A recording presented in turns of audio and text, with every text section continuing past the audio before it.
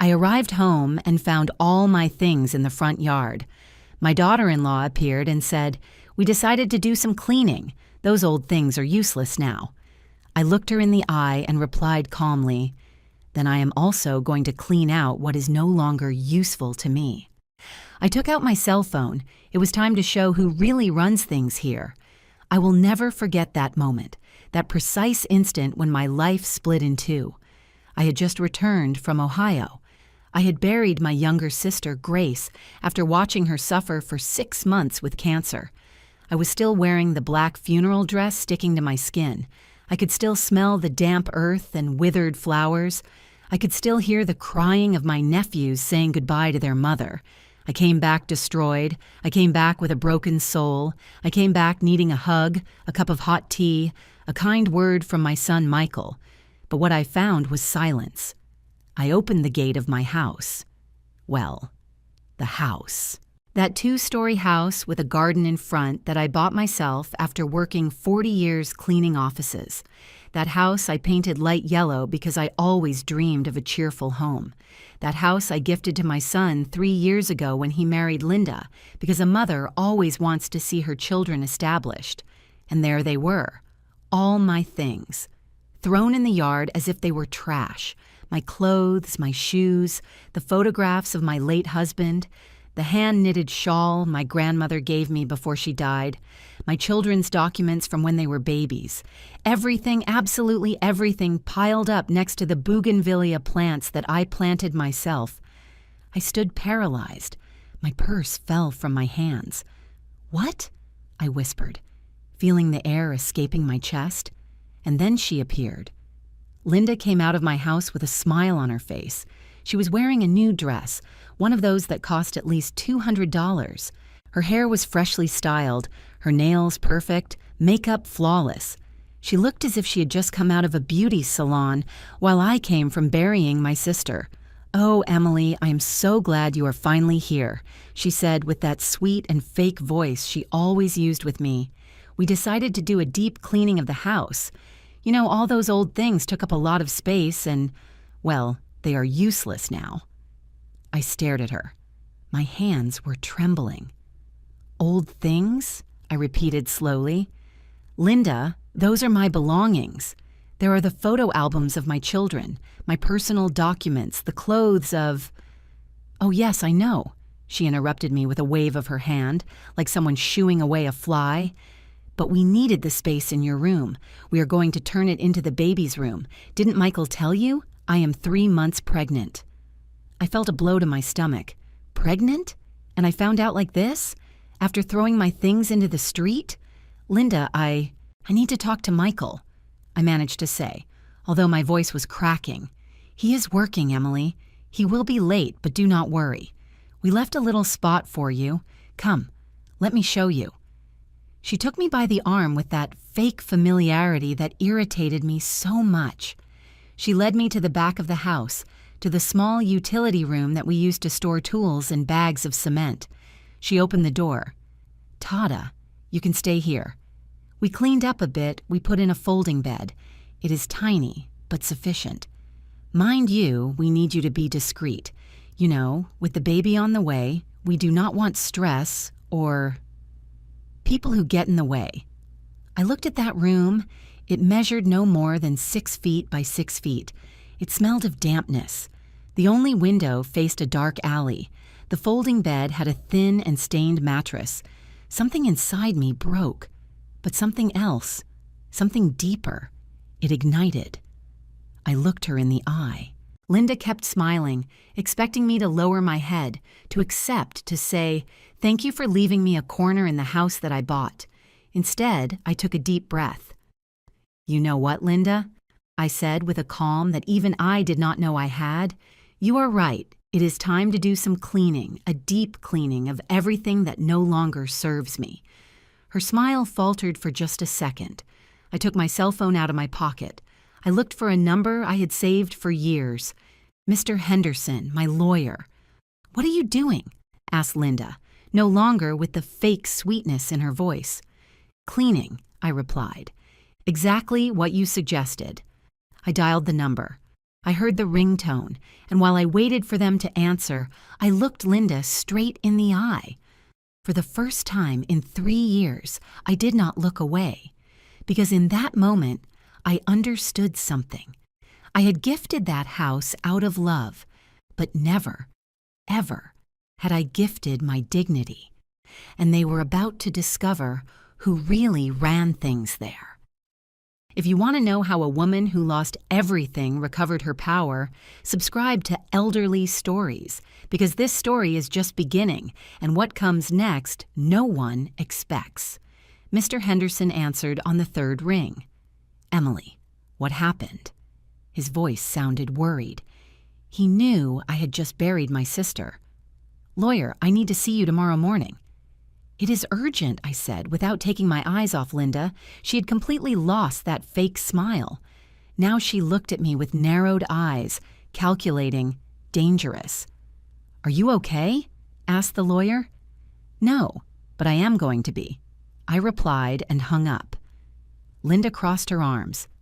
"I do not know what you are planning, Emily, but I remind you that this house belongs to Michael and I am his wife. So if you want to stay here, you are going to have to follow our rules." I gritted my teeth. I wanted to scream at her that I had bought this house with the sweat of 40 years cleaning other people's bathrooms, that every brick of those walls carried my sacrifice, that Michael was barely 25 years old when I gifted it to him, without asking for a single dollar in return. But I said nothing, because I had learned something in my 67 years of life. Words without power are just noise, and I needed to recover my power first. "Is that so?" I said simply. "I will stay in the utility room." Linda blinked, surprised. I think she expected a fight. She expected drama. She expected me to cry or beg. "Ah, well, good that you understand," she said, recovering a bit of her composure. "And another thing, there is no more space in the refrigerator for your things, so you will have to buy your own food and keep it in your room. We also cannot be sharing the kitchen at all hours. The doctor says I must avoid stress." I nodded slowly. "Sure, no problem." "Perfect. Then welcome to your new space," she said, and walked into the house, swaying her hips as if she had just won a battle. I stayed alone in that tiny room. I closed the door, and then, only then, did I allow myself to cry. I cried for my sister Grace. I cried for my husband who had been dead for 10 years. I cried for the woman I had been, strong, hardworking, proud. I cried for my son Michael, who once hugged me and told me, "Mom, you are my hero." When had everything changed? I sat on that folding bed that smelled musty. I looked around. The walls had damp spots. The light bulb hung from a bare wire. There was not even a nail to hang clothes. But then I remembered something. I remembered my mother, who had raised 5 children alone after my father abandoned us. I remembered how she told us, "Girls, a woman is not strong because of what she has. She is strong because of what she is capable of rebuilding when everything is taken from her." I wiped my tears. I took out my cell phone and started taking photos of the room, of my belongings thrown in the garden, of everything. Because if life had taught me anything, it is that the truth always needs proof. That night, Michael arrived past 11. I heard his car park. I heard voices. I heard Linda's high-pitched laughter. I waited. I thought he would come to see me, that he would knock on the door of the utility room, that he would ask me how I was after my sister's funeral. But he did not come. At midnight, when I could not take it anymore, I left the room. I walked barefoot down the hallway of my house, feeling the cold tiles under my feet. I knocked on the master bedroom door. "Michael?" I called softly. Silence. "Michael, son, I need to talk to you." The door opened just a crack. My son poked his head out. He looked tired, with dark circles under his eyes, thinner than the last time I had seen him. "Mom, it is late," he whispered. "What is it? What is it?" I repeated, feeling my voice crack. "Michael, they threw all my things into the garden. They put me in the utility room." And you did not even tell me that Linda is pregnant." He lowered his gaze. "Mom, I was going to tell you, but you were in Ohio with Aunt Grace and I just buried my sister, Michael. I just said goodbye to the only family I had left of my generation, and I come home to find that I was treated like trash." "It is not personal, Mom," he said, rubbing his eyes. "It is just that we need the space. With the baby on the way, things have to change." "Change?" I looked at him in disbelief. "Michael, I bought this house. I gave it to you because I thought you would want me here, that we would be a family. And we are, Mom. But Linda, she is stressed. The pregnancy has been difficult. The doctor says we must not upset her. And me," I asked, feeling a lump in my throat, "do I not matter?" Michael sighed. "Of course you matter, Mom. But you have to understand, Linda is now my family, my priority. You yourself always told us that when one gets married, the wife comes first." Every word was like a stab wound. "Not like this, son," I whispered. "Not like this. Mom, please, we are tired. We will talk tomorrow, okay? Try to be understanding." And he closed the door. I stood in that hallway trembling. My son, my Michael, the boy whose diapers I changed, whom I taught to read, whom I hugged every time he cried. That son had just closed the door in my face. I returned to the utility room like a ghost, but I did not cry anymore, because something inside me had changed. The sadness was turning into something else, into determination, into silent fury, into the absolute certainty that this could not stay like this. I sat on that folding bed and opened the drawer of my nightstand. There I kept something that no one knew I had, an old notebook where I kept the record of all the household expenses since I had given it to Michael. I started turning the pages, and what I saw froze my blood, but it also gave me the first weapon I needed to fight. What I discovered that night changed everything, and the worst part is that they had no idea what was coming. The notebook trembled in my hands. It was 2 a.m. The utility room was in absolute silence. Only the dripping of a poorly closed faucet could be heard somewhere in the house. I turned the pages slowly, feeling my heart beat faster with every line I read. I had always been organized with money. I had to be. When you grow up poor, you learn that every dollar counts. So when I gave the house to Michael, I asked him for something very simple. "Son, I just want you to keep me informed of the important expenses, not for control, but because this house is your heritage, and heritage must be taken care of." He had accepted. During the first year, Michael showed me the receipts, told me about the repairs. We were a team, but since he married Linda, everything had changed. I looked at the numbers again, feeling the blood rushing to my head. In the last 8 months, transfers for enormous amounts had gone out of the family bank account. I had access to the bank statements because Michael had given me a debit card for emergencies, but I had never used it. I only checked the movements occasionally, and now, seeing everything together, reality hit me like a punch. $2,000 in January, living room remodeling. $2,500 in February, new furniture. $1,800 in March, no description. $3,000 in April. Trip to Cancun. $2,000 in May. Various purchases. $2,500 in June. Decoration. $3,500 in July, no description. $4,000 in August. Baby expenses. I added mentally. It was hard work because my hands were shaking so much I could barely hold the pencil. $21,000, almost $25,000 in 8 months. Where had that money come from? Michael earned well as an engineer, about $4,000 a month, but after paying for utilities, food, gas, there was not that much left.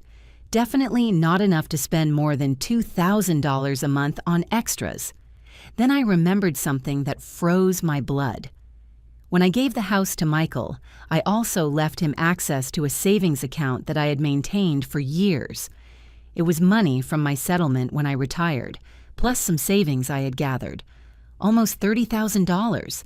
I told him, "Son, This is for emergencies so that you never lack anything."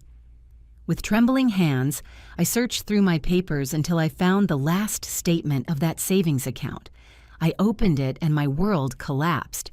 Current balance, $4,000. Of $30,000, only $4,000 remained. I felt the room spinning. I had to sit on the floor, leaning against the damp wall, trying to breathe. More than $25,000 gone.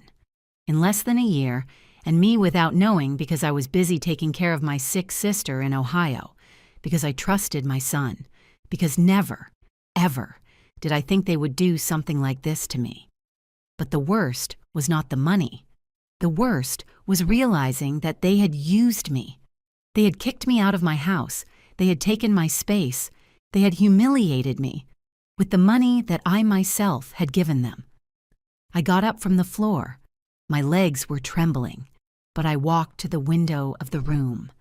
Outside, in the dark alley, I managed to see the light of the neighbor's kitchen. Mrs. Higgins. She always got up early to bake cookies and sell them before dawn.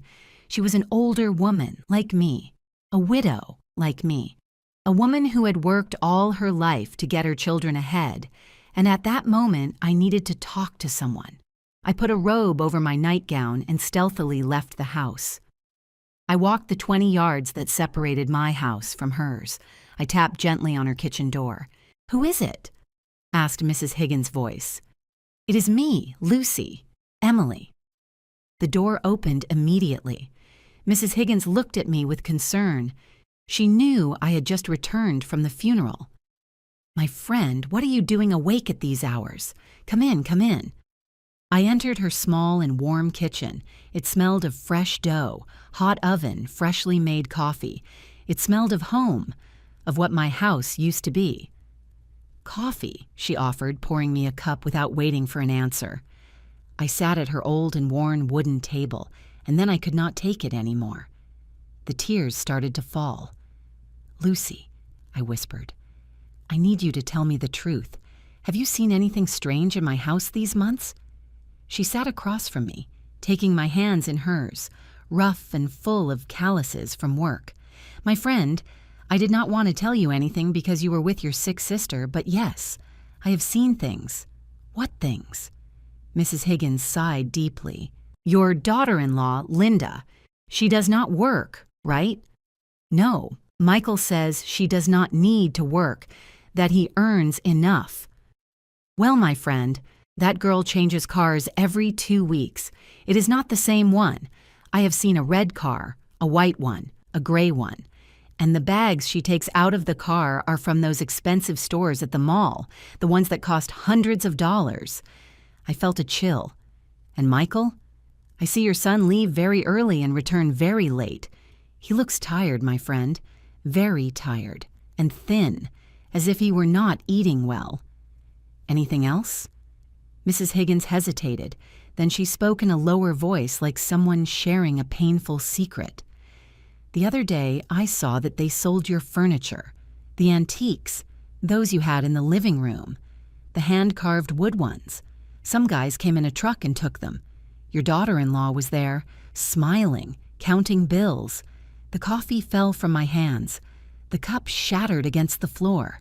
That furniture, that damn furniture. It was my mother's inheritance, furniture that was more than 70 years old, furniture that my grandmother had brought from Boston when she moved to the city, furniture that was worth a fortune, not for the money, but for the history. And Linda had sold it, as if it were trash." "How long ago was that?" I asked with a dead voice. 2 weeks, my friend, when you were in Ohio." I remained silent. Mrs. Higgins got up to sweep the broken cup pieces, but I barely heard her. In my head, the puzzle pieces were starting to come together. The missing money, the excessive expenses, the sold furniture, my clothes thrown in the garden, the utility room. Linda was not only kicking me out of the house, she was erasing me, erasing my history, my memories, my existence, and my son was letting her do it. I returned to the utility room when it was already dawning. I sat on that folding bed with the bank statements and my notebook on my lap, and I made a decision. If they wanted to play like this, I was also going to play, but with my own rules.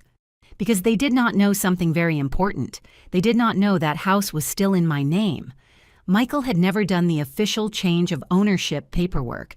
I had only given him verbal permission to use it. They did not know that I had documents for absolutely everything. And they did not know that the woman sitting in that miserable room was not the same one who had arrived yesterday. That woman had broken. But from the ashes, something new was being made, something stronger, something dangerous. When the sun finished rising, I already had a plan, and I swear that not even in their worst nightmares did they imagine what I was about to do to them. At 9 a.m. sharp, I was knocking on the door of Mr. Henderson's office. I had bathed in the patio sink because Linda had locked the main bathroom door so I wouldn't waste her hot water. I had put on my best black dress, the same one from the funeral. I had combed my hair carefully, gathering it in a firm bun, because I had learned something in all these years. When you are going to fight for what is yours, you have to look dignified. Mr. Henderson received me with a long and tight hug. "Emily, my dear, I am so sorry about your sister. Grace was a great woman." "Thank you, lawyer," I said, feeling the lump in my throat. But I did not come to talk about that. I came for something else. We sat in his office full of books and diplomas. He poured me a glass of water and waited patiently for me to start. I took out my notebook, the bank statements, the photographs of my things in the garden, everything, and I told him everything. While I spoke, I saw how Mr. Henderson's face was transforming, from concern to surprise, from surprise to indignation. When I finished, he leaned back in his chair, rubbing his chin. "Emily, this is serious, very serious. I know. Does your son know that you have access to those bank statements? He gave me the card years ago, but I think he forgot. I never used it." The lawyer nodded slowly, thinking. "Good. Let's go step by step. First, the house. Do you have the deed?" "Yes. Here it is." I took the document out of my purse. I had kept it like a treasure. He reviewed it carefully, turning every page with professional attention. And then he smiled. It was not a smile of joy. It was a strategist's smile. "Emily, do you know what we have here?" "What?" "The deed is still in your name. 100%. Michael never did the official change of ownership before a notary public." I felt my heart skip a beat. "But I gifted it to him?" "Yes, but legally. A real estate gift requires a formal act before a notary. You gave him permission to live there. You gave him what we call in-law accommodatum. Basically, you lent him the house. But the house is still yours." For the first time in days, I felt something akin to hope. That means that you can revoke that permission whenever you want. It is your property. They are, legally speaking, your tenants, without a contract, without permanent possession rights. I stayed silent, processing that information. "And the money?" I asked. "The $25,000 that disappeared." The lawyer reviewed the bank statements with a serious expression. "There is something very interesting here. Look at these transfers. Many are made with electronic signatures. Did you authorize these operations?" "No, never." "And Michael has full access to the account?" "Yes, because I gave it to him when I lent him the house. I wanted him to have financial backing. But did you sign any document making him a co-holder of the account?" I thought carefully. "No, he only has a debit card linked, but the account is in my name." Mr. Henderson clasped his hands on the desk. "Emily, this is delicate. If Michael made those transfers without your explicit authorization, it could be considered misappropriation of assets. Technically, it is family fraud." The words fell on me like stones. Fraud. My own son. "I do not want to put him in jail, lawyer," I said quickly. "I just want things to be fair, and they will be. But you need to recover your negotiating power, and for that, we need to move some pieces."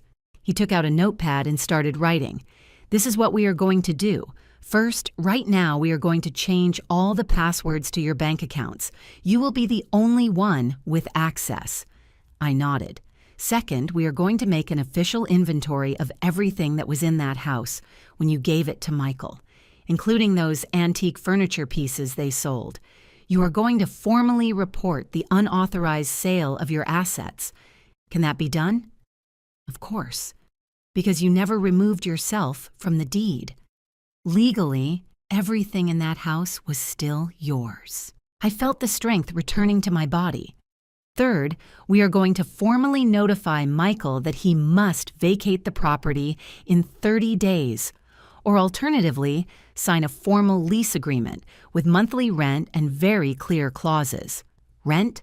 I asked, surprised. "To my own son." The lawyer looked at me with those wise eyes that had seen 1,000 cases like mine. "Emily, your son kicked you out of your house, put you in a utility room, spent your money without asking you, sold your mother's furniture. Do you really think they deserve to keep living there for free?" He was right, all the right in the world. "And if he refuses," I asked, "then we start the eviction process. And believe me, with the evidence you have, a judge will rule in your favor in less than 3 months." I stood looking out the office window. Outside, the city bustled with its normal traffic. People going to work, street vendors, daily life. And I was there, about to completely change the course of my life. "There is something else," said the lawyer, snapping me out of my thoughts. "Do you have other assets, properties, accounts?" I thought carefully. "Yes, I have a small apartment in the working class district. It was my husband's. We have rented it for years." "How much do you rent it for?" $800 a month. "And where does that money go?"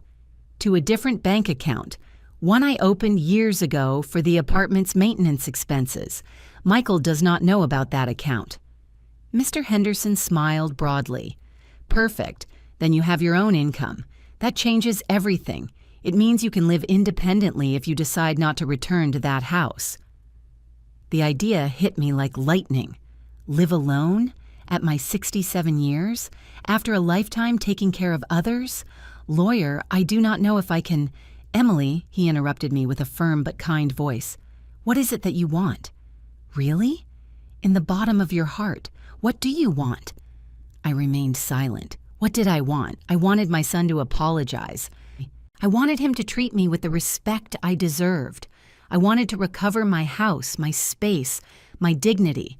But more than anything, I wanted them to understand that I was not a hindrance.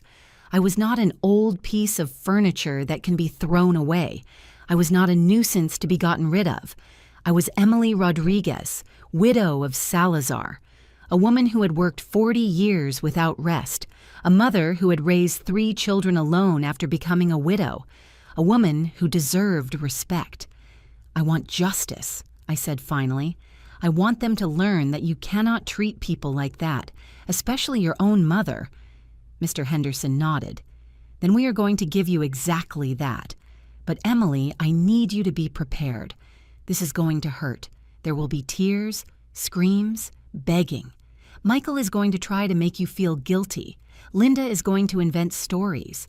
They are going to say that you are a bad mother, that you are selfish, that you are crazy. They already tell me all that," I whispered. "But now it is going to be worse, because now you are fighting. And when you fight, people show their true face." I took a deep breath. "I am ready. Are you sure?" I thought of those pieces of furniture from my mother, sold like trash. I thought of the missing money. I thought of the damp and dark utility room. I thought of the door closed in my face. "Yes," I said with a firm voice. "I am sure." "Then let's begin." I left Mr. Henderson's office 3 hours later. In my purse, I carried new documents, changed passwords, a detailed action plan, and something more important. I carried hope. I walked through the downtown streets with a firm step. I bought a coffee and a sweet roll at a bakery. I sat on a park bench and ate quietly, watching people pass by. And for the first time in weeks, I smiled, because they thought they had defeated me. They thought they had broken me, They thought I was going to lower my head and accept my destiny as an old and invisible woman. But they were very, very wrong. I was not a defeated woman. I was a woman preparing for war, and they had no idea what was coming upon them. Michael and Linda were about to receive the surprise of their lives, and I was going to be there to see it all. I returned to the house around 6 in the afternoon. I was carrying 3 grocery bags. I had bought what was necessary to prepare food in the utility room: a small electric grill, disposable plates, a small pot, some basic groceries. If they wanted me to live as a tenant, I would do so, but with dignity. When I entered, I heard voices in the living room, many voices. I peeked in carefully. Linda was there, dressed up as if for a magazine. She was wearing a pale pink dress, which surely had cost hundreds of dollars. By her side were her parents, Mr. Arnold, a portly man with a mustache and an air of self-importance, and Mrs. Beatrice, a thin and elegant woman who always looked at me as if I were something stuck to her shoe. Michael was also there, dressed in a shirt and dress pants, uncomfortable, pulling at his shirt collar as if it were choking him. "Emily!" exclaimed Linda upon seeing me, with that singing and fake voice. "Good that you are here. I prepared a family dinner. My parents wanted to know our situation better. Our situation, as if it were a problem that had to be solved." "Good afternoon," I greeted briefly, trying to pass towards the utility room. "Oh, no, no, no." Linda approached me, taking me by the arm firmly. "I already prepared everything. It would be rude if you did not join us. Besides, we need to talk about some important things." I had no choice. I sat at the dining table. My table. The one I had bought at an antique market 15 years ago. Linda served dinner with a perfect smile: roast chicken, red rice, salad. Everything looked delicious. Everything smelled of home. But the atmosphere was tense, like a guitar string about to snap. "Mrs. Emily," began Mr. Arnold, wiping his mouth with the napkin, "my daughter has told me that there have been some misunderstandings lately." "Misunderstandings?" I repeated, measuring every word. "Yes, well," intervened Mrs. Beatrice with a shrill voice. "Linda tells me that you feel displaced. But you have to understand, Mrs. Emily, that young people need their space, especially now with the baby on the way." I gripped the silverware tightly. "I understand perfectly the need for space," I said calmly. "What I do not understand is why they threw my belongings into the yard without asking me." "Oh, Emily, let's get over that." Linda made a dramatic gesture with her hand. "It was a simple communication error. I already apologized. Lie. She had never apologized to me." "And about the room," continued Mr. Arnold, "well, I think it is very generous of Michael and Linda to have given you a space. There are many people of your age who do not even have that. People of my age, as if I were a burden, a nuisance, a beggar thanking for crumbs." Michael said nothing. He just ate in silence, staring at his plate. "Besides," added Mrs. Beatrice, "at your age you should already be thinking about, well, making things easier for everyone. There are very nice residences for seniors, with nurses, activities, people your age. Wouldn't that be more comfortable?" There was the real reason for this dinner. They wanted to convince me to go to a nursing home. I looked at Michael. My son still did not look up. "Michael," I said firmly, "what do you think of this?" He finally looked up. His eyes were tired, empty. "Mom, I just want us all to be okay, for there to be peace." "Peace?" I repeated. "Are you asking me for peace while they plan to send me to a nursing home?" "It is not a nursing home, Emily," intervened Linda quickly. "They are luxury residences with gardens, with—" "I am not interested," I interrupted her. Silence fell on the table like a slab. Mr. Arnold cleared his throat uncomfortably. "Mrs. Emily, I understand that this is difficult for you, but you have to be realistic. Michael and Linda are building their family, and you, well, you have already fulfilled your cycle. You already raised your children. Now it is time for them to live their life. Every word was a slap, but the worst had not yet arrived. And about the financial issue, continued Mrs. Beatrice with the tone of someone talking business. Linda told me that there were some confusions with the bank accounts. There it was, the real reason for the dinner. They had realized that they could no longer withdraw money. There were no confusions, I said clearly. I simply changed the passwords to my accounts, as I should have done from the beginning. Linda dropped the silverware with a theatrical clatter. You see, Michael, I told you your mother was acting strange. Why would you do that, Emily? That money is for the family. That money is mine, I said, feeling my blood boil. Money that I saved for 40 years. Money that you spent without my permission. $25,000 in 8 months. What did you spend it on, Linda?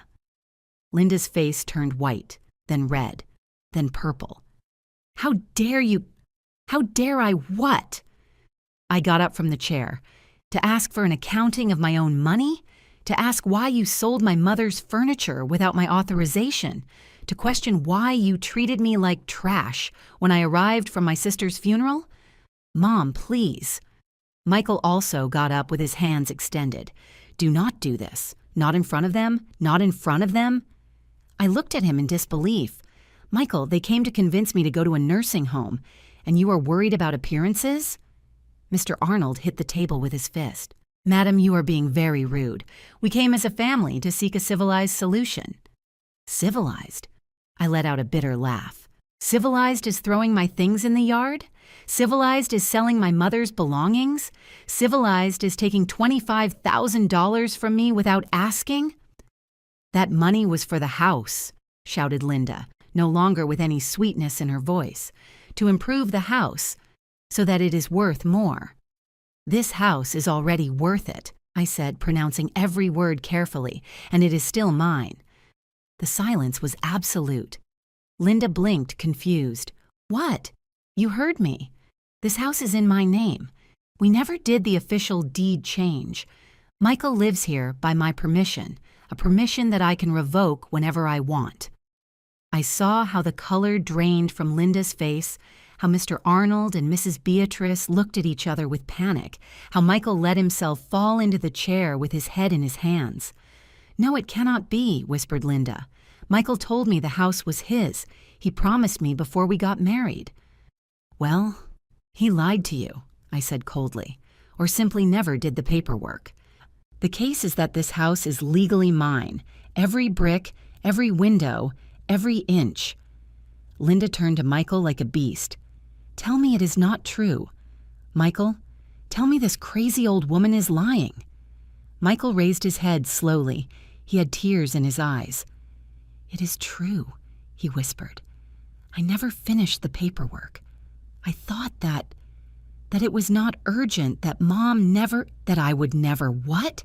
Shouted Linda. That I would never find out? That I would never claim it? You told me this house was yours. I married you because you said you had assets. And there it was, the naked and raw truth. Linda had not married my son for love. She had married him for the house. For my house. Mrs. Beatrice got up indignant. This is unacceptable.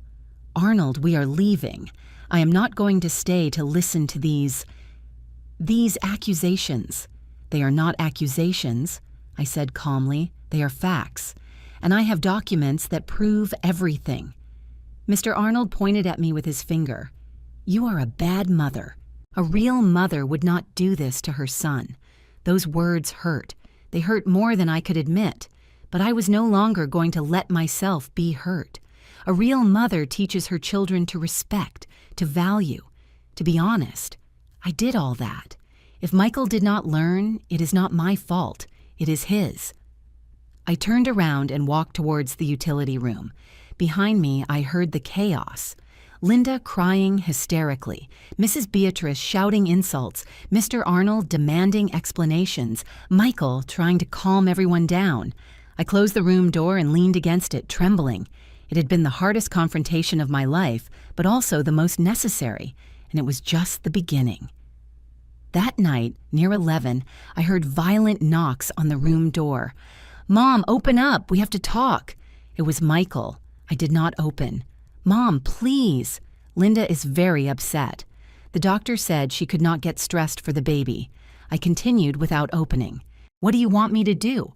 Ask for forgiveness on my knees? Cry? Tell me what you want and I will do it, but please do not take the house from us." I opened the door suddenly. Michael was undone. Hair disheveled, red eyes, wrinkled shirt, and for the first time I did not feel pity. I felt disappointment. "Michael," I said with a calm voice, "I am going to tell you something, and I want you to listen well. I never wanted to take anything from you. I gave you this house out of love. I gave you my money out of generosity. I gave you my space for family. I know, Mom, I know, but you treated me like trash. You humiliated me, you robbed me, you lied to me. And when I arrived broken from my sister's funeral, you threw me into the street. It was Linda's mistake. I did not know that.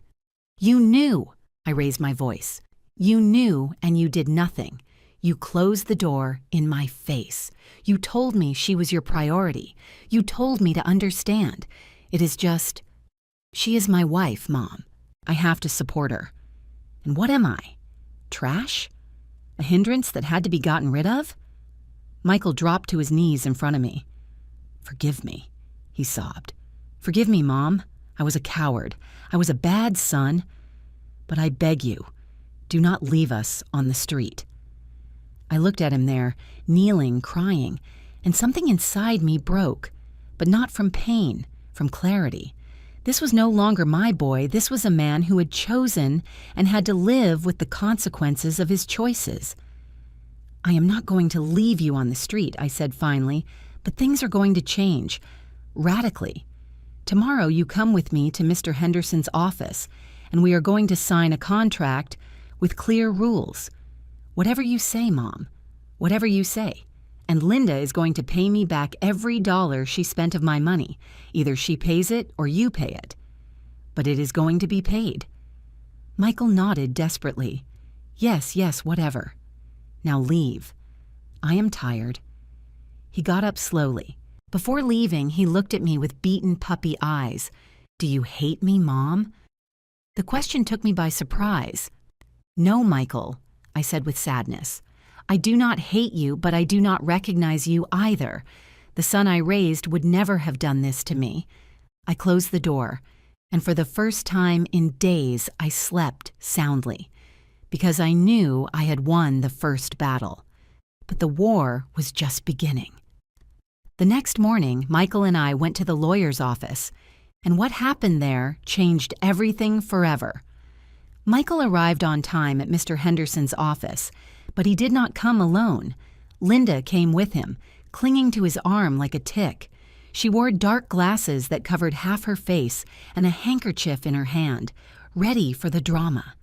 When they saw me sitting in the waiting room, Linda stopped dead. "Is she coming?" she whispered to Michael, although loud enough for me to hear. "It is her lawyer, Linda. And her money," replied Michael with a tired voice. "Mr. Henderson received us in his office.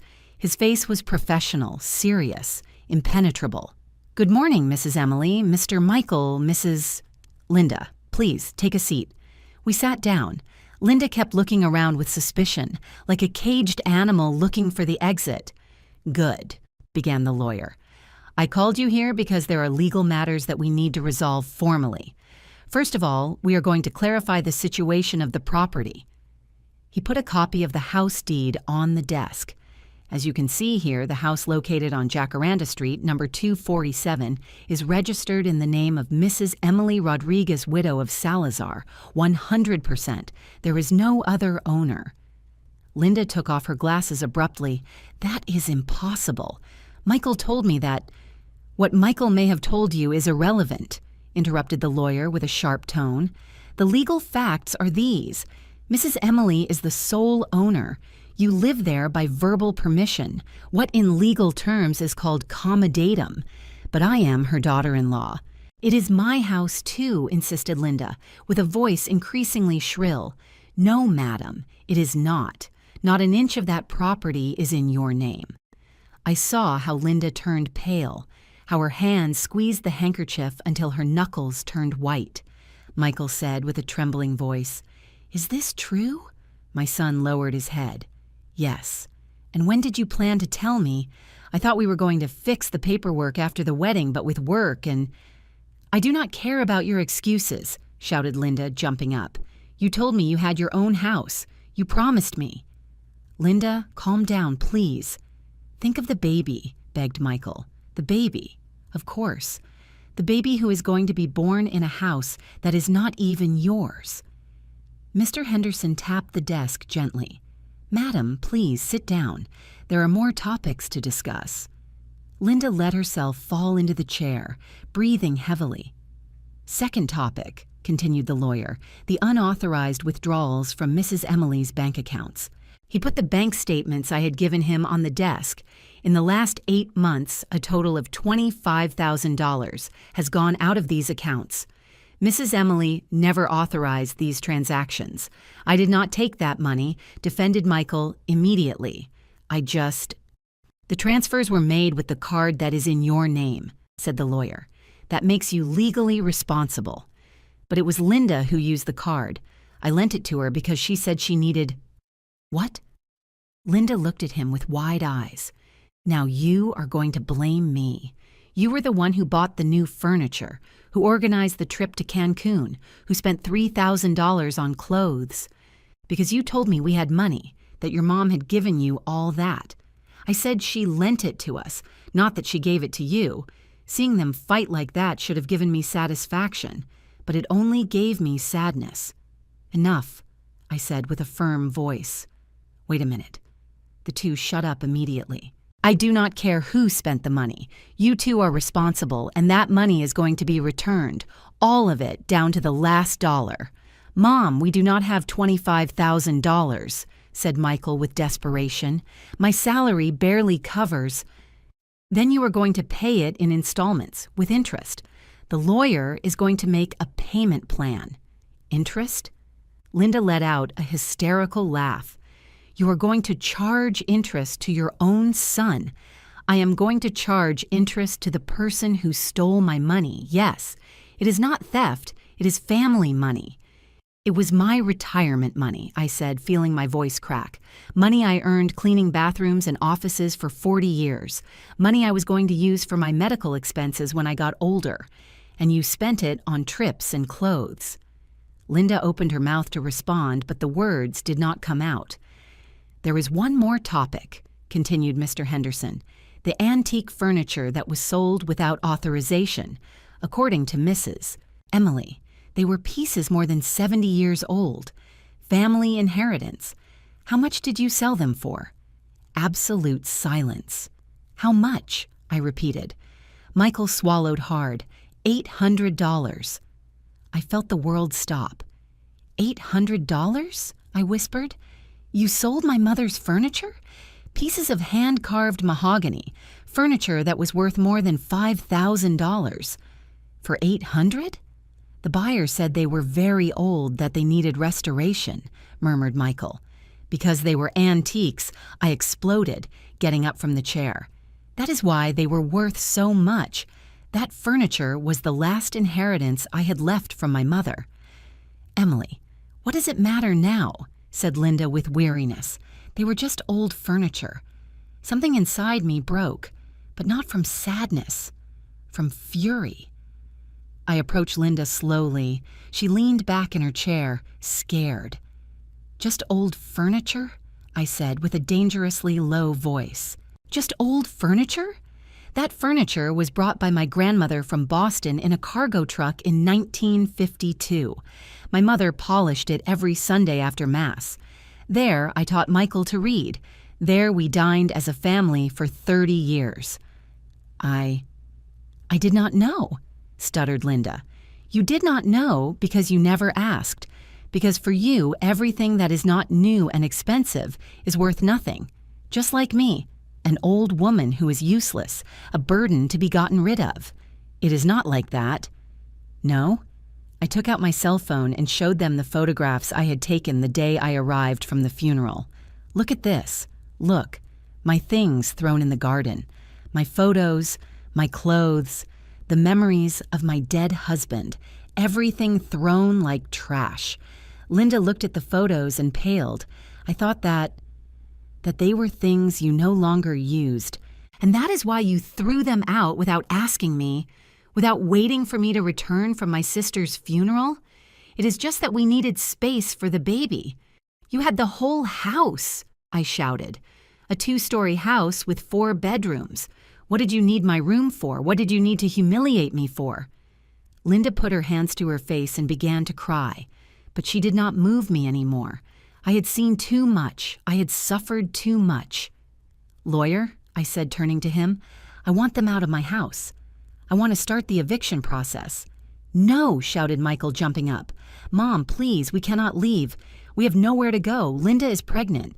You should have thought about that before treating me the way you did. Mrs. Emily, intervened the lawyer, legally, I can start the eviction today. In 30 days, they have to vacate. That leaves us on the street, sobbed Linda, with a baby on the way. What kind of grandmother are you? Those words hit me like a punch. What kind of grandmother was I? One who had lost everything. One who had been betrayed.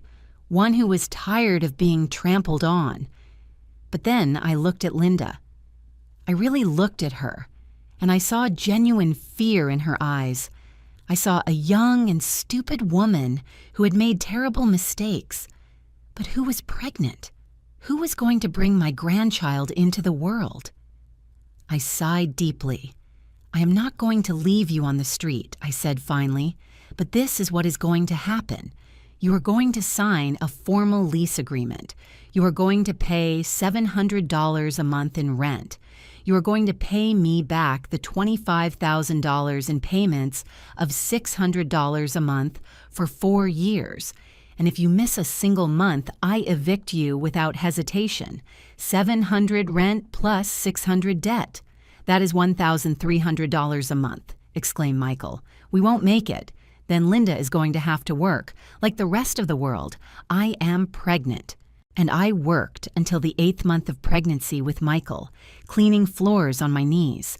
So do not come to me with excuses. Linda looked at me with pure hate. You will regret this, she hissed. When your grandchild is born, you are not going to know him. We are not going to let you get close. You are going to die alone and bitter. Her words hurt, but they were no longer going to control me. If that is my cross, I carry it, I replied, but I am not going to be a slave in my own house ever again. Mr. Henderson prepared the documents right there. Michael signed them with trembling hands. Linda refused to sign at first, but Michael forced her. When we left the office, they left in their car without saying a word to me. I stayed standing on the sidewalk, breathing the fresh morning air. I had won, but I did not feel victorious. I felt empty, destroyed, because I had recovered my house, but I had lost my son, and I did not know if I could ever forgive myself for that. But the story does not end there, because 3 days later, something happened that changed everything again, and this time it was worse than I ever imagined. 3 days after signing the contract, I woke up in the utility room with a pain in my chest that was not normal. It was not sadness. It was something physical, real, terrifying. A pressure that squeezed me as if someone were crushing my heart with their hands. I tried to get out of bed, but my legs did not respond. The air did not reach my lungs. The room began to spin. Help, I whispered, but my voice barely came out. I tried to hit the wall so someone would hear me, once, twice. On the 3rd time, my arm fell without strength. Everything went black. I woke up in a hospital bed. The fluorescent lights hurt my eyes. There was a constant beeping of a machine next to me. I felt a needle stuck in my arm, connected to an IV bag. She is awake. I heard a woman's voice. A nurse approached to check on me, taking my blood pressure and pulse. How do you feel, Mrs. Emily? What? What happened? I managed to say with a raspy voice. You had a mild heart attack. Your neighbor found you unconscious and called the ambulance. You are very lucky to be alive. Mrs. Higgins, my guardian angel. How long? You've been here for 8 hours. We already notified your family. 2 of your children are outside. They arrived an hour ago from Chicago and Houston. 2 children? Michael? I asked. The nurse hesitated for a moment. Your son, Michael, was notified 7 hours ago. He has not come. Those words hurt more than the heart attack. My son. The one who lived 20 minutes from the hospital. He had not come. But my other children, Jessica and David, who lived hundreds of miles away, had dropped everything to arrive. I want to see them, I said. Of course. Just a moment, okay? The doctor says you must avoid strong emotions. The nurse left, and seconds later they entered like hurricanes. Jessica, my middle daughter, 38 years old, a lawyer, always so serious and organized. But now she had red and swollen eyes from crying. David, my youngest son, 35 years old, an engineer like Michael, but with a completely different heart. He had messy hair and his shirt buttoned wrong, as if he had dressed in a rush. Mom! Jessica ran to me and hugged me carefully, as if I were made of glass. Thank God, we thought that we were going to lose you. David took my free hand and squeezed it tight. What happened, Mom? Mrs. Higgins called us crying, saying she found you passed out on the floor. Why didn't you tell us you were unwell? I didn't want to worry you, I whispered. Worry us? Jessica wiped her tears with rage. You almost died, Mom. The doctor says it was a miracle Mrs. Higgins found you when she did. 10 minutes more and... She didn't finish the sentence. It wasn't necessary. But we don't understand, said David, sitting on the edge of the bed. The doctor says this was caused by extreme stress. What is happening? Why so much stress? I looked at both of them. My children. So different from Michael in so many ways. And I told them everything. I told them about my arrival from the funeral, my things thrown in the yard, the utility room, Linda, the missing money, the sold furniture, everything. As I spoke, I saw my children's expressions change, from concern to disbelief, from disbelief to horror, from horror to absolute fury. What? Shouted Jessica, jumping up.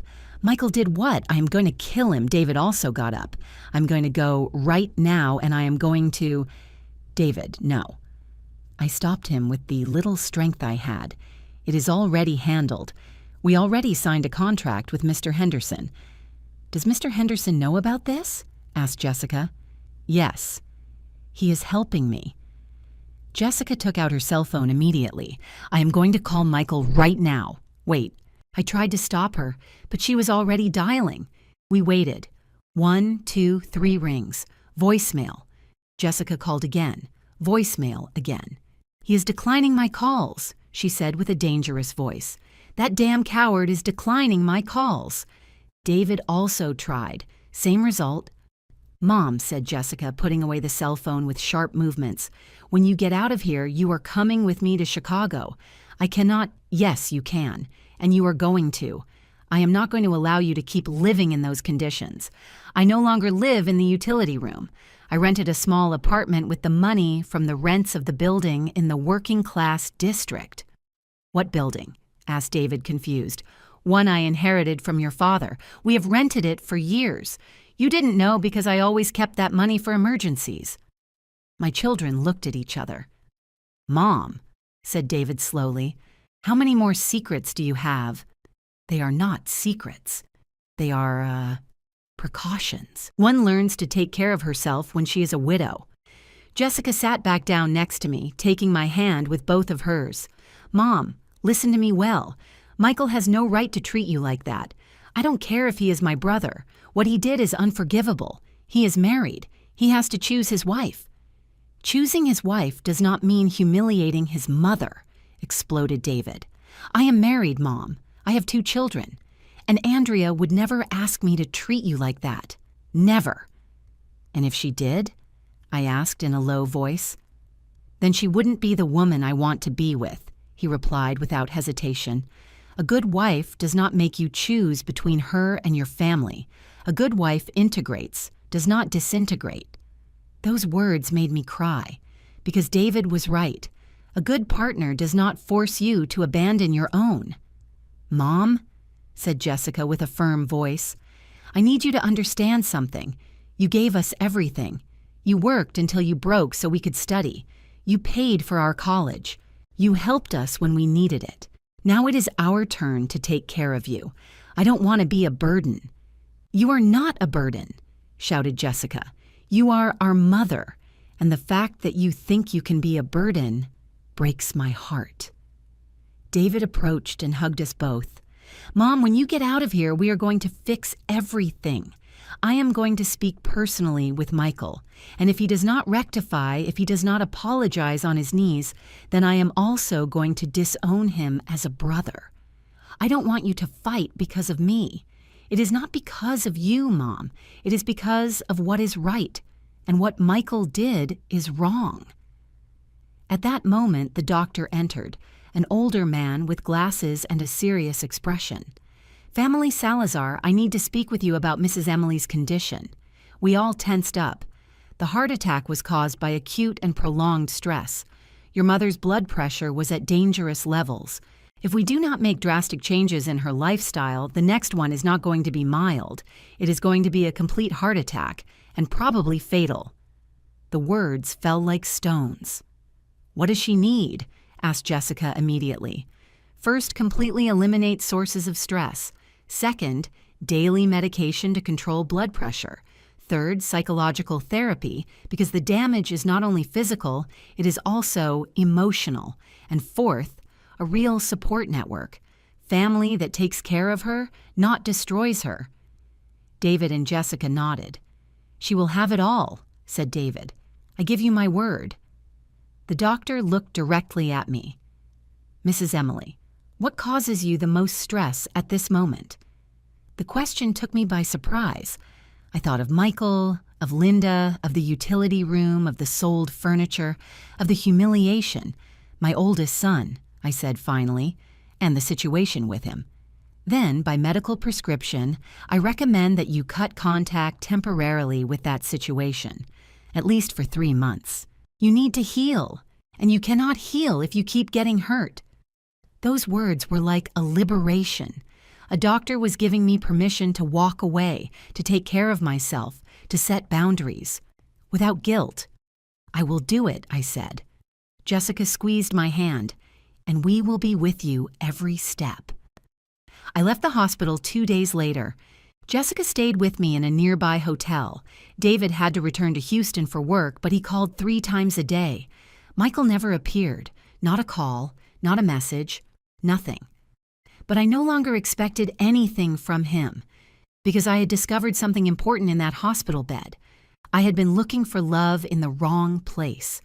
Michael had shown who he was, and I had to accept it. But Jessica and David, they showed me that I was not alone, that I still had family, real family.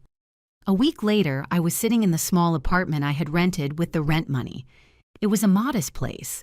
A single room, small kitchen, full bathroom, but it was mine. Clean, orderly, at peace. Jessica helped me decorate it. We bought plants, new curtains, a comfortable rocking chair to read. And for the first time in months, I felt at home. I was drinking coffee at the little table by the window when my cell phone rang. An unknown number.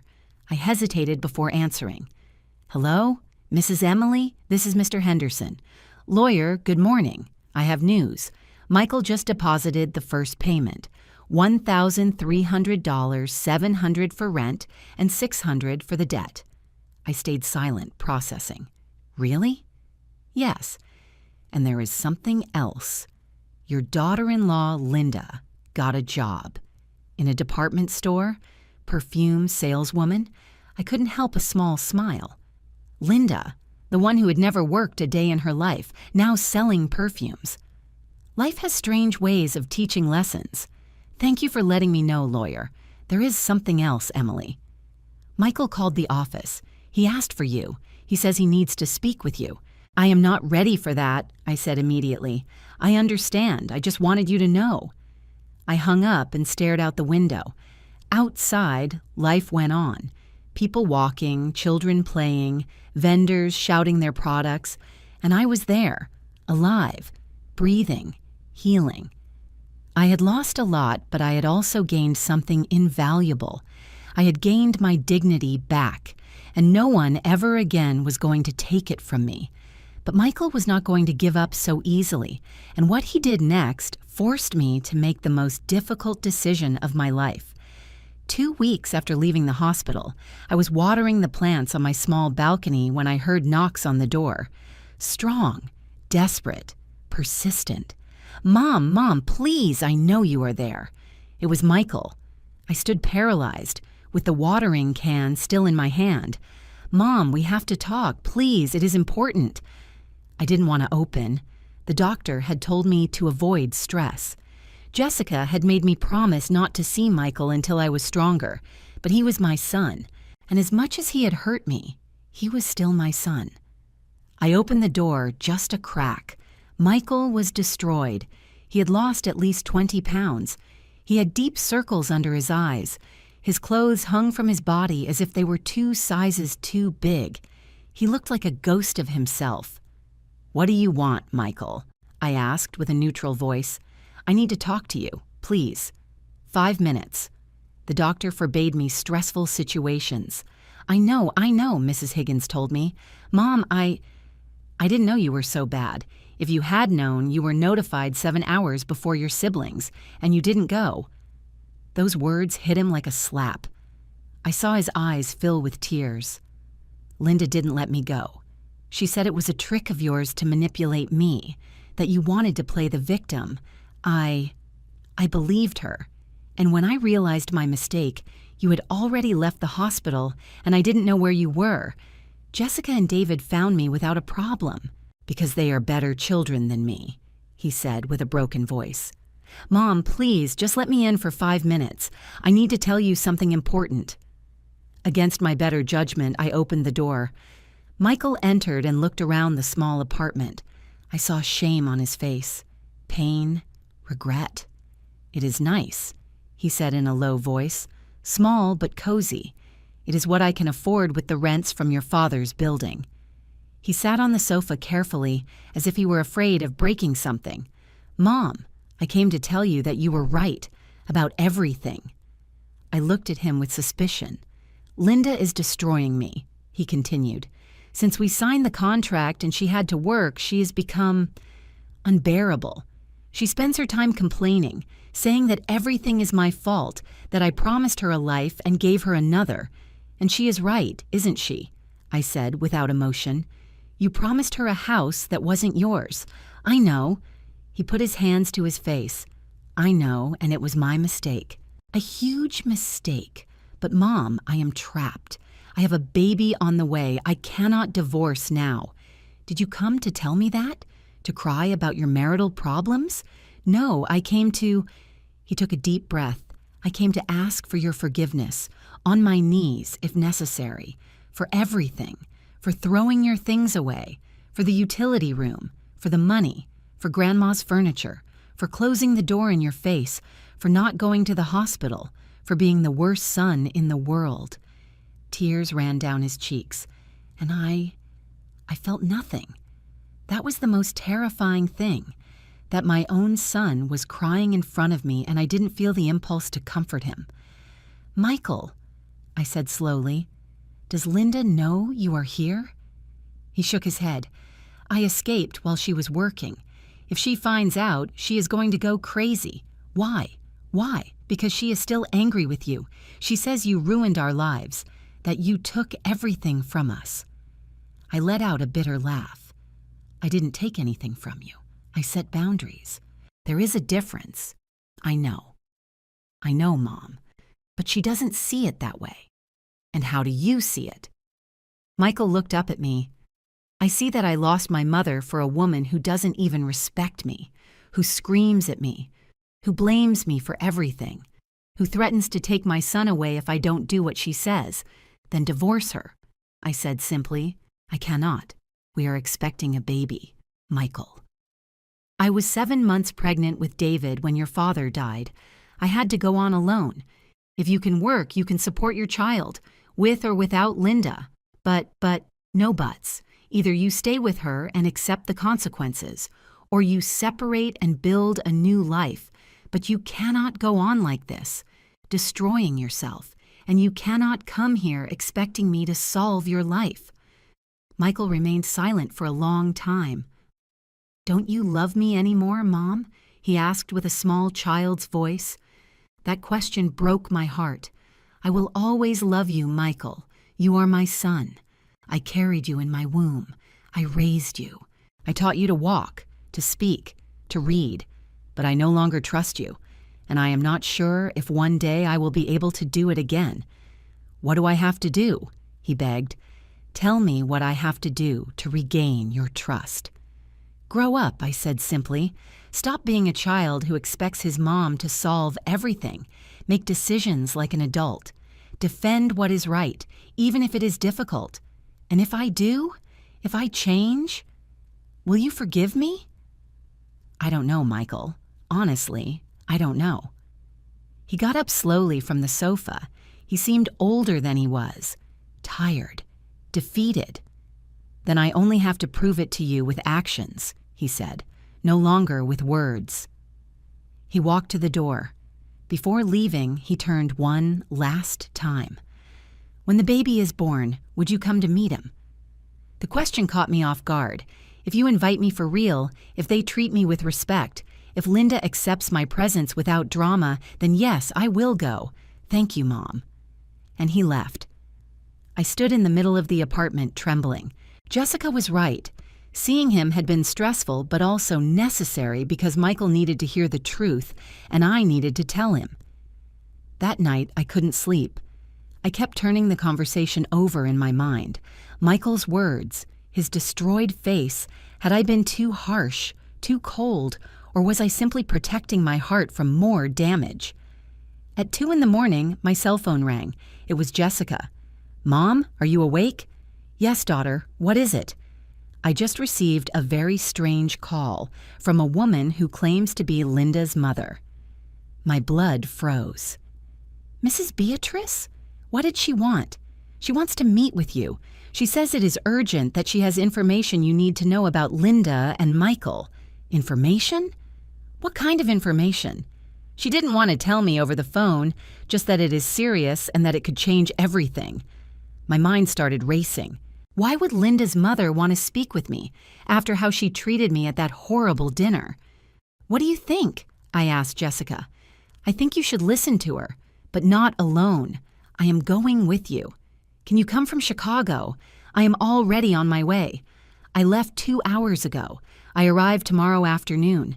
My daughter, always protecting me. Thank you, Jessica.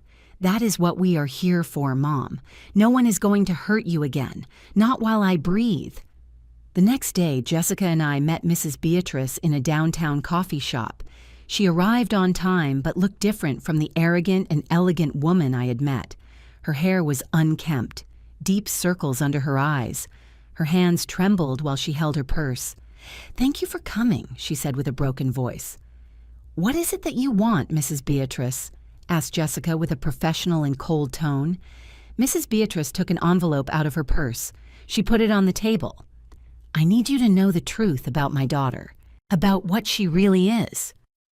I opened the envelope with trembling hands.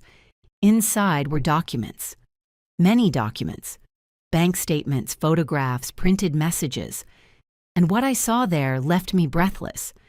Because Linda was not just a manipulative and capricious woman. She was something much, much worse. And what I was about to discover was going to change everything. Absolutely everything. What Mrs. Beatrice revealed to me that afternoon was so shocking that I couldn't believe it. And when Michael found out, his world was going to collapse completely. My hands trembled as I reviewed the documents. Credit card statements I didn't know, all in Linda's name, all with huge debts. $12,000. I read aloud, feeling my mouth go dry. And credit cards. How is it possible? Mrs. Beatrice had red eyes. She looked years older than the last time I had seen her. My daughter is addicted to shopping, a compulsive shopper. She has been like this since she was 20. Her father and I have paid her debts 5 times. 5. And she always falls back. Jessica took the documents and reviewed them with a lawyer's eye. These cards were taken out 3 years ago, long before she married Michael. Exactly, agreed Mrs. Beatrice. Linda met Michael on a dating app. When she found out he had a house, well, she saw the perfect opportunity. Wait, I interrupted her, feeling nauseous. Are you telling me that my daughter-in-law married my son for interest? Not only that, my daughter lied to him about the pregnancy. The world stopped. What? I whispered. Mrs. Beatrice took more papers out of the envelope. Medical studies, prescriptions, printed text messages. Linda cannot have children. She has had a problem with her uterus since she was 18. We have known since then. The doctors were clear. Natural pregnancy is impossible. Jessica and I looked at each other with horror, but she is pregnant. We saw her at dinner. She mentioned the doctor. She said she couldn't get stressed. She is lying, said Mrs. Beatrice with a broken voice. There is no pregnancy. There never was. Check these messages. She passed me her cell phone. They were WhatsApp conversations between her and Linda. Linda? I already told Michael I am pregnant. He was happy. Mrs. Beatrice. Linda, you cannot do this. When he finds out you lied, Linda, he isn't going to find out. I am going to say I lost it in a few months. But by then, I will be well installed in the house. Mrs. Beatrice, this is wrong, very wrong. Linda, you never support me, always criticizing. That is why I am in this situation. I need this house, Mom. I need to get out of debt or they are going to sue me. I felt like I was lacking air. Michael knows nothing of this? Nothing. Linda is very good at lying. She always has been. She bought maternity clothes. She searches for pregnancy symptoms on the internet to fake nausea. She even bought positive pregnancy tests on the internet to show him photographs. Why are you telling me this? I asked. You are her mother. Why betray your own daughter? Mrs. Beatrice put her hands to her face and began to cry. Because I can't take it anymore. I can no longer watch how she destroys lives. She has scammed 3 men before Michael. Always the same story. They fall in love, she invents pregnancies, takes money, and when she can no longer sustain the lie, she disappears. My God, I whispered. But this time was different. This time she found someone who had a house and decided to stay. And when you appeared as an obstacle, well, I saw her do horrible things. Throw your belongings, sell your furniture, humiliate you. And you said nothing? Asked Jessica with a hard voice. I was afraid, shouted Mrs. Beatrice. My daughter can be dangerous. She manipulates, lies, threatens. She told me that if I said anything to Michael, she would cut me out of her life forever. And she is my only daughter, my only baby. But she is no longer a baby, I said with a firm voice. She is an adult woman who is committing fraud. And you are an accomplice by remaining silent. Mrs. Beatrice nodded through tears. I know. That is why I am here. Because yesterday, Linda came to ask me for more money. $3,000. She says she needs to get fake pregnancy studies to keep deceiving Michael. And I can no longer go on with this. I cannot. Jessica took all the documents and stored them carefully. I am going to need certified copies of all this. And I need you to be willing to testify if necessary. Whatever, said Mrs. Beatrice. I just want this to end before my daughter ruins more lives. Where is your husband in all this? I asked. Arnold knows nothing. He believes Linda finally settled down. If he finds out about this, I don't know what he would do. He is so proud of her. Well, he is going to have to find out, said Jessica, because this is serious. Very serious. I stared at the documents on the table. My son, my poor Michael, deceived, manipulated, destroyed by a woman who never loved him, who only saw an opportunity in him. I have to tell him, I said. Michael has to know the truth. Are you sure, Mom? Asked Jessica. This is going to destroy him. He's already destroyed. But at least if he knows the truth, he can start rebuilding on real foundations, not on lies. Mrs. Beatrice took my hands. Thank you. Thank you for being more of a mother than me, for protecting your son even when he didn't protect you. Her words hurt me, because they were right. I was still a mother, despite everything. That same afternoon, I dialed Michael's number. He answered on the second ring. Mom. Michael. I need you to come to my apartment. Now. It is urgent. Are you okay? Did something happen to you? I am fine, but we need to talk. Bring Linda with you. Linda? But Mom. Michael, I said with a firm voice. Either you both come in an hour or I go there. And believe me, you don't want this conversation to be in your house. It is okay. We are on our way. I hung up and looked at Jessica. Are you ready? She asked. No, but it has to be done. 40 minutes later, they knocked on the door. I opened. Michael was there, nervous, pulling at his shirt collar. Beside him, Linda with a grumpy face and tight maternity clothes. I hope this is important, Emily, said Linda with a bored tone. I had to ask for permission at work. Come in, I said simply. They entered. They sat on the sofa. Jessica was standing next to me with a folder in her hands. What is happening?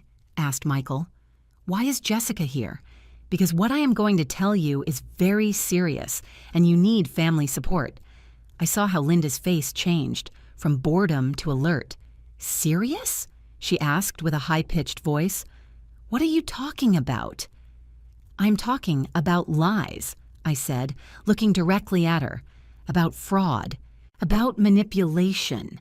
I don't know what. Your mother came to see me, I interrupted her, and she told me everything. I saw the color drain from Linda's face. My mom? What did she say? Jessica opened the folder and started taking out documents. She said you are not pregnant, that you never were, that you have a medical problem that prevents you from having children, and that you lied to Michael to keep the house. The silence was deafening. Michael stood up slowly from the sofa. What? His voice came out as a whisper. What did you say? She is lying, shouted Linda. My mom is crazy. She is inventing things because she is jealous that I am happy. Here are the medical documents, said Jessica, showing them. Certified, with your full name, diagnosis. Bicornuate uterus with severe adhesions, impossibility of natural pregnancy. Those are old, from years ago. Now I am better. The date is from 6 months ago, said Jessica coldly, when you were already married to Michael. And here is the conversation with your mother where you admit you are lying about the pregnancy. She showed him the cell phone with the messages. Michael took it with trembling hands. He read, once, twice, 3 times, and then he let himself fall onto the sofa with his head in his hands. No, it cannot be, he whispered. Michael, my love, listen to me. Linda knelt in front of him. I am pregnant, I swear. Those documents are fake. Your mom invented them to separate us. Why would your own mother give me this information then? I asked. Because she hates me. Because she has always hated me. Linda, said Michael with a dead voice looking up, show me pregnancy studies, recent, from a real doctor with your name. Linda opened her mouth, closed it, opened it again. I have them at home. Lie, said Jessica. Your mother also told us you bought positive pregnancy tests online, that everything has been a setup from the beginning. No, I am pregnant. I am. Then let's go to the hospital right now, said Michael, getting up.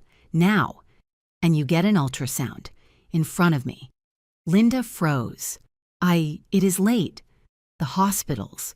Emergency hospitals are open 24 hours, said Jessica. Let's go. Now. No, I am not going. I don't have to prove anything to you. And there it was.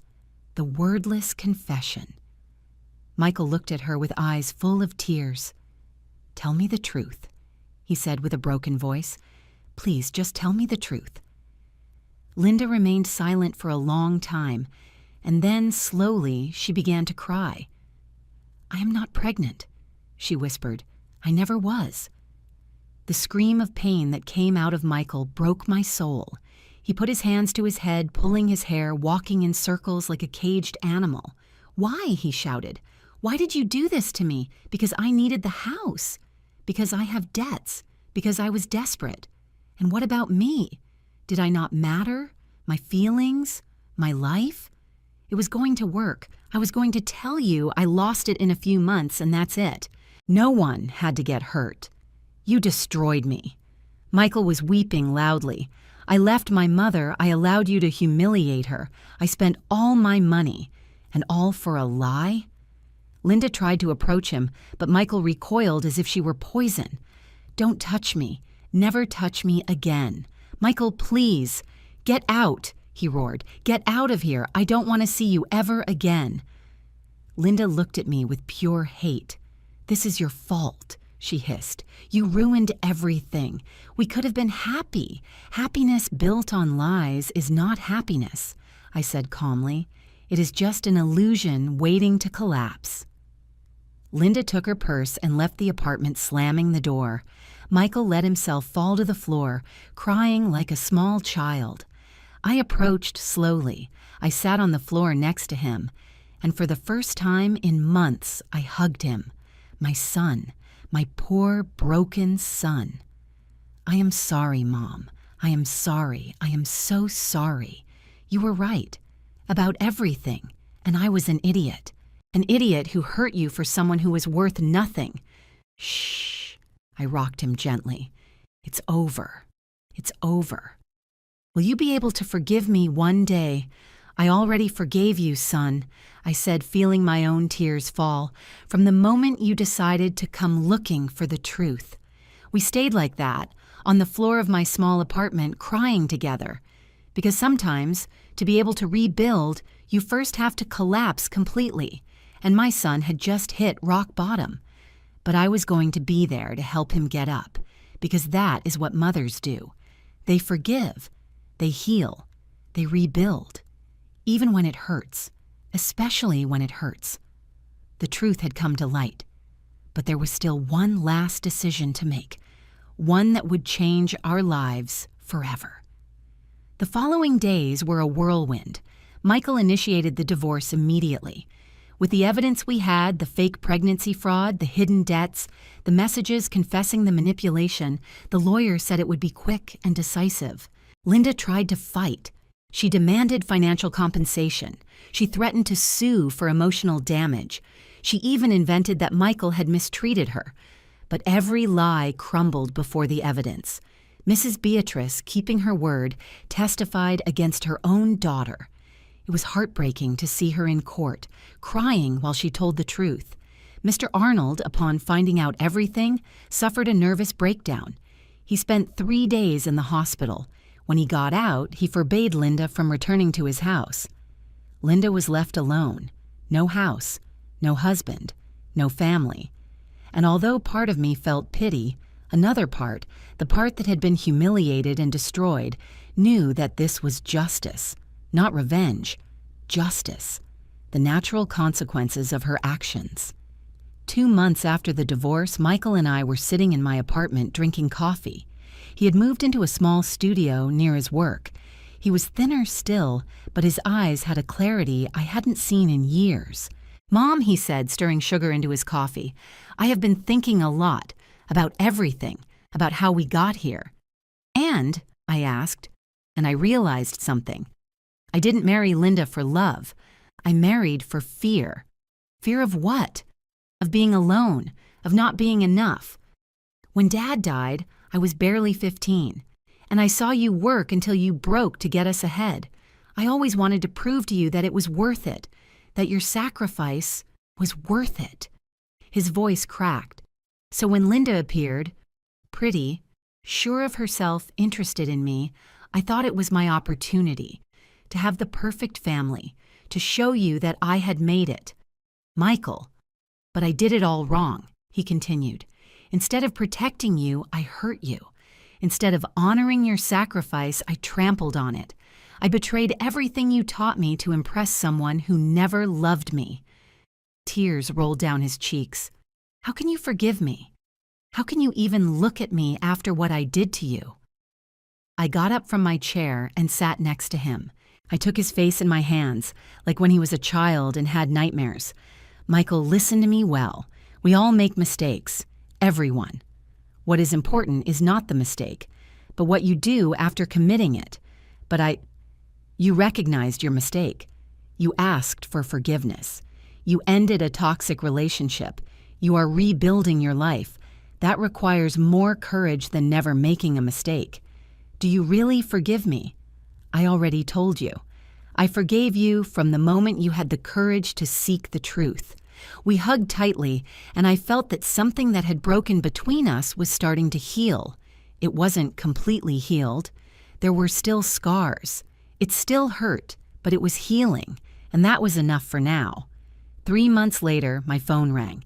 It was an unknown number. "Hello? Mrs. Emily? This is Mr. Henderson. Lawyer, what happened?" "I have news. Linda was arrested this morning. I felt a knot in my stomach." "Arrested? Why?" "Fraud. It turns out that after the divorce with Michael, she tried the same trick with another man, a businessman from Phoenix. She told him she was pregnant, took money from his accounts, sold some of his belongings. My God, but this man was smarter. He hired a private investigator. He discovered her entire history, the previous scams, the fake pregnancies, everything, and he filed criminal charges. And now she faces charges for aggravated fraud. It could be up to 8 years in prison. Besides, the other previous victims are joining the class action lawsuit. Her mother is also testifying. I remained silent, processing the information. "How is Michael?" I asked. "Does he know?" "I notified him an hour ago. He said that he hopes she learns, that she finds help, but that it is no longer his problem." "Good," I said. "That is mature of him." There is something else, Emily. Michael complied with all his payments, the $1,300 monthly for 4 months straight, without fail, without complaints. I know. I have been monitoring the account. He wants to know if you would consider renegotiating the contract. Not to pay less, but to be able to visit you more often. He says he misses talking to you. I felt a lump in my throat. Tell him to come to dinner on Sunday. I am going to make roast beef, his favorite. I heard the smile in the lawyer's voice. I will tell him. And Emily, it gives me pleasure to see that things are improving. Thank you, lawyer, for everything. Sunday came, and Michael arrived with flowers and a chocolate cake. You didn't have to bring anything, I told him as I opened the door. I wanted to. It is the least I can do. We ate together. We talked about his work, his new apartment, his future plans. We talked about Jessica and David, about the grandchildren who lived far away. We talked about everything and nothing, like we used to do before Linda appeared. And it was normal, comfortable, healing. When we finished dinner, Michael took an envelope out of his backpack. "What is that?" I asked. "Open it." I opened it carefully. Inside were legal documents. They were the deeds to the house, transferred completely to my name, without conditions, without commodatum, without anything. "Michael, what is this?" "It is yours, Mom. It always was. But now it is official, 100% yours. I renounce any right over it. But the house was for you. It was a gift that you were ashamed to keep. But you need a secure heritage, a place of your own, and that house is yours. I am going to build my own path, as I should have done from the beginning." Tears ran down my cheeks. "And where are you going to live?" "I am going to stay in my apartment.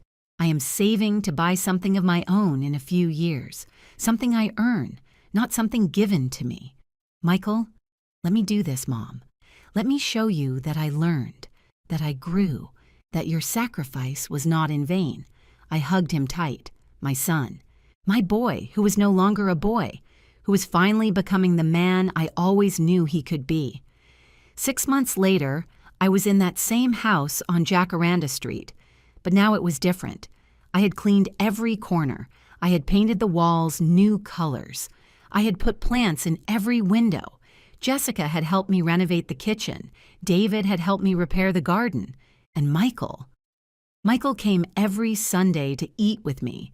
Sometimes he brought his siblings. Sometimes he came alone. But he always came. Punctual, respectful, loving. One afternoon, the four of us were in the garden, me, Michael, Jessica, and David, drinking lemonade under the shade of the bougainvilleas that I myself had planted years ago. "Do you know what day it is today?" I asked. "What day?" asked Jessica. "It has been exactly a year since I arrived from my sister Grace's funeral and found my things in the garden." An uncomfortable silence fell. "Mom," began Michael. "No," I interrupted him with a smile. "I'm not saying it to make you feel bad. I say it because a year ago I thought I had lost everything. My house, my dignity, my family, my son." I looked at the three of them. But what really happened is that I lost the illusions, the lies, the fake relationships, and when all that was gone, I discovered what really mattered. "What?" asked David. "You, the ones who stayed, the ones who fought for me, the ones who showed me that family is not perfect, but it can be real." Michael wiped his eyes discreetly. "I also discovered something about myself," I continued. "I discovered that I can be strong, that I can set boundaries, that I can ask for respect without feeling guilty, that I don't have to accept crumbs of love." "You taught us all a lesson, Mom," said Jessica. "Sometimes the greatest love is the one that says no more." Exactly.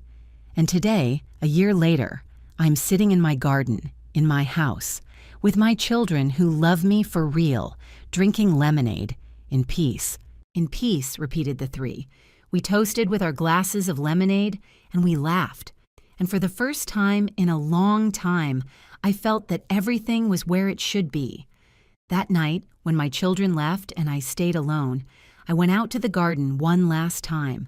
I looked at the stars, the same sky I had looked at a year ago when I thought my life was over. But it hadn't ended. It had started again. I had fallen, I had broken, I had hit rock bottom, but I had gotten up, and I had learned the most important lesson of all. That dignity is not given, it is defended. That respect is not begged for, it is demanded. That true love does not humiliate, it elevates. And that never, never is it too late to clean your life of everything that does not serve you, even when that means staying alone for a while. Because being alone with your dignity intact is better than being accompanied in humiliation. I smiled, looking at the stars. "Thank you, Grace," I whispered, thinking of my sister. "Thank you for teaching me that life is short, and that we shouldn't waste it on people who don't value us." The wind blew gently, moving the bougainvilleas, and I swear I felt my sister's answer in that wind. "You're welcome, little sister. Now live. Live for real." And that was exactly what I did. I lived, with dignity, with peace, with self-love, and with the certainty that I had won the most important battle of all, the battle for my own soul. If this story reached your heart, it is because something in it resonated with you. Maybe you have also been humiliated by someone who should love you. Maybe you have also felt that you are not worthy, that you are a burden, that you should accept crumbs. Let me tell you something. From the bottom of my soul, you are worthy. You have always been worthy, and you deserve respect. It doesn't matter your age. It doesn't matter if you are a mother, grandmother, daughter, or sister. It doesn't matter how many times they have made you feel small. You have a right to your dignity, to your space, to your peace, to your happiness. And if someone, anyone, makes you feel less than what you are, then it is time to do some cleaning, to say enough, to set boundaries, to demand respect, to defend yourself. Because life is too short to live it on your knees, and never, never is it too late to get up. I did it at 67. You can too. If this story touched your heart, leave me a comment telling me where you are watching me from. Mexico, Colombia, United States, Spain. I would love to know that these words reached you. Like if you believe that dignity is priceless. And subscribe for more stories of brave women who decided not to give up. Because we all have a warrior inside waiting to wake up. We just need the courage to let her out. The end.